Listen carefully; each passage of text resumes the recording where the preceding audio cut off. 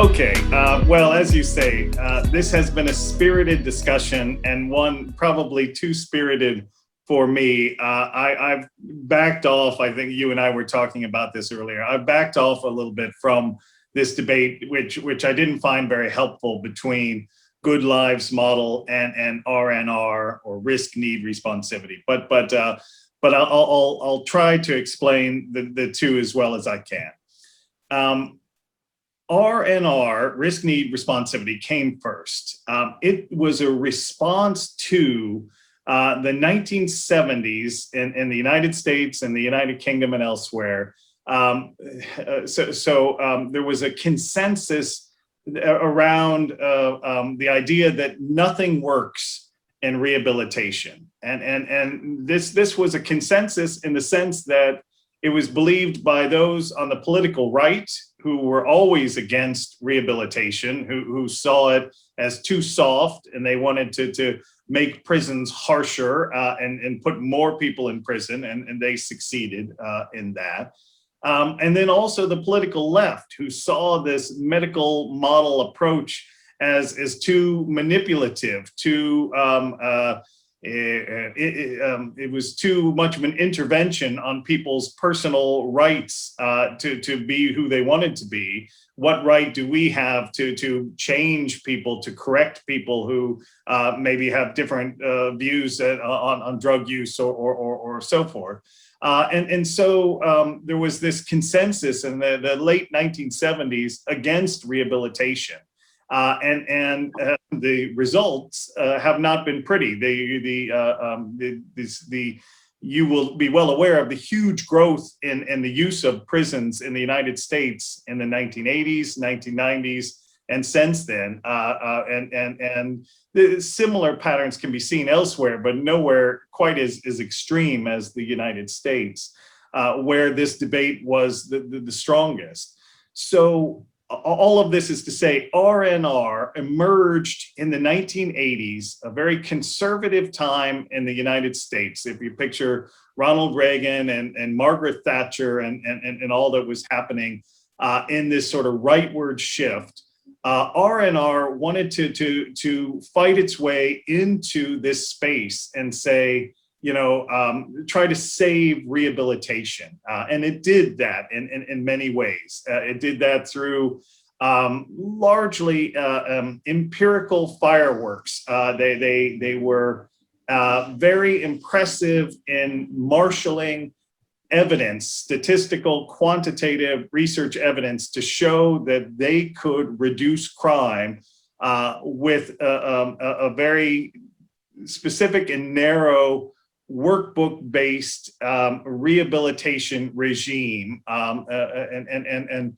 I don't have a lot of time to explain it, but the idea of risk, need, and responsivity is that you should focus on individuals' risk factors. You want to target high-risk individuals, not low-risk individuals, and you want to target those needs that people have that are related to their offending. And they call these criminogenic needs. People have a lot of needs. We have sexual needs, financial needs, social needs, but only a narrow sect of our needs are related to criminality, according to RNR. And these are called criminogenic needs, which are also called risk factors. It's really largely a risk model. It's saying focus in on those risk factors, and what they turn out to be are cognitions, attitudes, the way people think, criminal thinking. So that's the third one. Responsivity largely says, and it sounds like it means more than it does, but if the responsivity principle is basically focus in using cognitive behavioral treatment, that's the most effective means to change people. So it says, don't worry about, certainly don't try psychoanalytic or humanistic type therapies. Don't worry about changing the social structures of society. Just change people's cognitions, the way they think, and you'll reduce crime. So it's quite a conservative approach, but you have to understand it was in reaction to a prison system in the United States that had started just warehousing human beings in massive numbers with no treatment, no interventions, no anything. They cut education and just kept adding people. So it served a very important need, to use their phrase. The Good Lives model emerged in New Zealand and Australia, and later, probably about 2002, 2003, as a alternative to RNR. And it said, look, we need to focus on other types of needs besides criminogenic needs, partially because of moral reasons that people have these needs, but more practically, by focusing on the whole life of the person. When we say good lives, what does the person want to achieve? What do they want to be? These things aren't criminogenic, but they are crucial to getting motivation for someone to engage with rehabilitation. So a good lives approach might involve, music tuition or theater or reading literature. And these things aren't responsive in the sense that it's not cognitive behavioralism. They're not focusing on criminogenic needs, but they are engaging and motivating a person to engage with the rehabilitative process in different ways. And so this had become, both sides have a number of strong advocates in favor of them. And as you mentioned, they're now, the question is largely an empirical one. So the challenge from RNR from the beginning is, show us your data.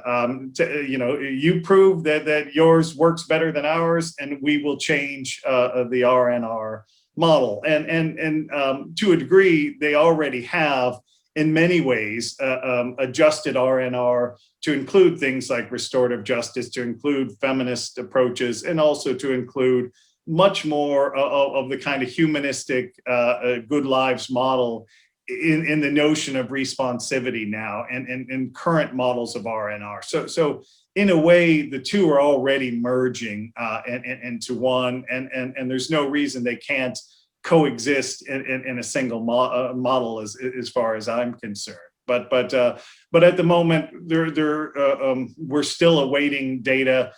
There seems to be an endless amount of research on RNR, but very little empirical scrutiny of Good Lives programs. So we don't have the kind of same, it's not an even playing field, so to speak. There's far more evidence for the one and not enough for the other.